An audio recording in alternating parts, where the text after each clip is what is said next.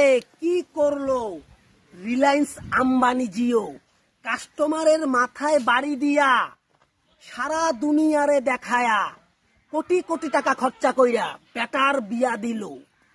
Mister Ambani মহাশয়, আপনার কাছে আমার একটা অনুরোধ রইল, পারলে দয়া কইরা রিচার্জের দামটা কমায়া দিও।